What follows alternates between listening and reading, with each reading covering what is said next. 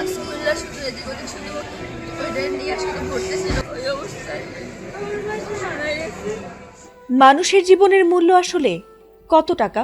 অনেকেই বলেন মানুষের জীবন এতটাই অমূল্য যা টাকায় কেনা বেচা কখনোই সম্ভব নয়।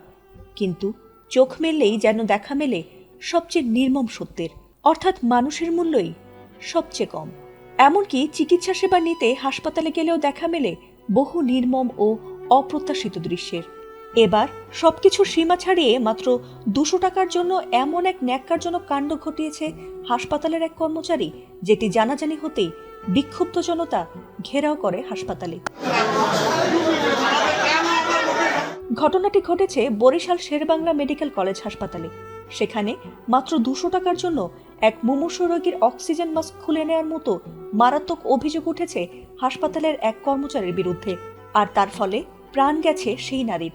এ ঘটনায় হাসপাতাল জুড়ে উত্তেজনা ছড়িয়ে পড়লে অভিযুক্ত কর্মচারীকে সাময়িক বরখাস্ত করেছে হাসপাতাল কর্তৃপক্ষ।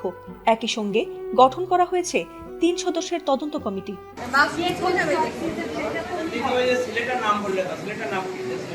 নিহত সেই নারীর নাম দীপালি শিকদার। তিনি বরিশালের মেহেন্দিগঞ্জ উপজেলার পূর্ব খড়কি গ্রামের বাসিন্দা এবং শঙ্কর শিকদারের স্ত্রী।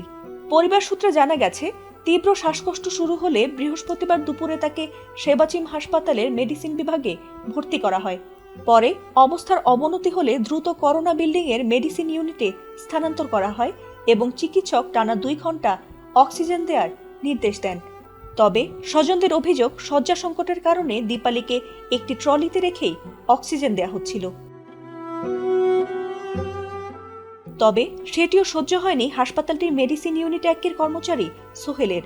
তিনি সেখানে এসে পাশের আরেক রোগীর জন্য দীপালির ট্রলিটি নিতে জোরাজুরি শুরু করেন। এ নিয়ে নিহতের ভাই মিলন হাওলাদার অভিযোগ করে জানিয়েছেন, অন্য রোগীর স্বজনদের কাছ থেকে 200 টাকা নেওয়ার পর সোহেল জোর করে দীপালির অক্সিজেন লাইন খুলে দেন। এমনকি দীপালির পরিবারের সদস্যদের শত বাধা আর অনুনয়ে কান দেননি সেই কর্মচারী সোহেল। আর অক্সিজেন মাস্ক খুলতেই মাত্র 2 মিনিটের মাথায় দীপালির মৃত্যু হয় বলেও অভিযোগ স্বজনদের।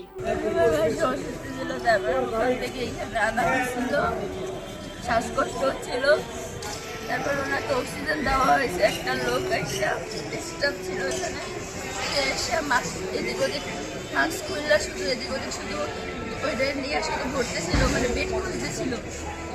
তারপর বেড পায় নাই, ওই অবস্থায় মারা গেছে। যে আমার মাসে মাস্ক খুললাম ওইটা নিয়ে এদিক ওদিক ঘুরছে, বেড খুলতেছিল, তাহলে আমি শাস্তি চাই। এই ঘটনার পরপরই হাসপাতাল জুড়ে উত্তেজনা ছড়িয়ে পড়ে। রোগীর স্বজনরা অভিযুক্ত কর্মচারীকে আটক করে মারধর করলে হাসপাতালের অন্যান্য স্টাফদের সঙ্গে তাদের সংঘর্ষ বাধে। এতে করে আতঙ্ক ছড়িয়ে পড়ে পুরো হাসপাতাল এলাকায়। পরে আনসার সদস্যরা এসে পরিস্থিতি নিয়ন্ত্রণে আনেন। এ ঘটনায় অভিযুক্ত কর্মচারী সোহেলকে সাময়িক বরখাস্ত করা হয়েছে বলে জানা গেছে। ফাতিমা সুলতানা, এটিএন বাংলা।